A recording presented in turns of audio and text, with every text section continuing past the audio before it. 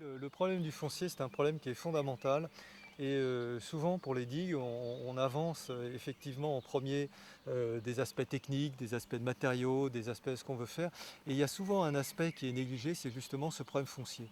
Et ça, c'est quelque chose d'extrêmement important. Pourquoi? Parce que au départ, tout le monde était d'accord pour faire des digues, puisque ça protégeait les gens. Et même très souvent, les gens donnaient leur terrain. C'était à l'époque où ils étaient trop contents que la collectivité dépense des ronds chez eux pour justement les protéger. Et puis au fur et à mesure, cet aspect-là s'est éloigné pour des raisons historiques sur lesquelles je ne reviendrai pas. Et en parallèle, le foncier a pris une valeur de plus en plus importante. Et tout ça s'est fait évidemment au détriment de ces digues qui, elles, sont enserrées dans un foncier qui est étriqué.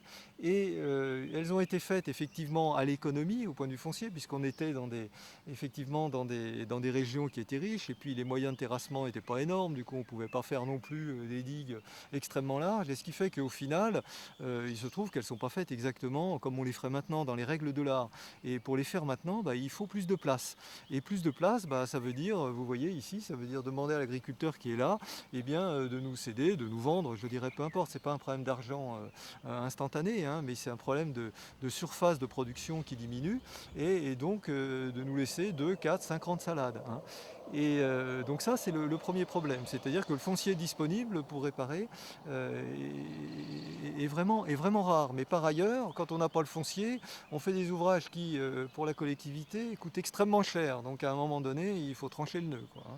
Et le deuxième problème du foncier, c'est que, et c'est un problème aussi qui découle du premier aspect dont je vous parlais, c'est-à-dire le fait que les gens voyaient favorablement arriver une digue sur leur terrain, et puis c'était racheté, c'était pas racheté, c'était indemnisé, c'était exproprié plus ou moins, et ce qui fait qu'il y a énormément de cas où la situation foncière n'a pas été réglée. C'est-à-dire qu'on est bien sûr que la digue a été faite par la puissance publique, par contre le terrain d'assises, tantôt il a été indemnisé, tantôt pas indemnisé, tantôt indemnisé mais on n'a plus la trace, les propriétaires ont changé, et ce qui fait qu'il y a une revendication récurrente très souvent par rapport au terrain de digue. Hein. Alors tant qu'il ne se passe rien sur la digue, le propriétaire du fond ne le voit pas, mais il suffit qu'on vienne couper 3 arbres ou faire 2 travaux, on le voit sortir du bois, et là il y a des revendications qui partent dans tous les sens, où le riverain considère qu'à la fois qu'effectivement il ne revendique pas, il n'a pas construit cette digue, mais quand même elle est un peu à lui.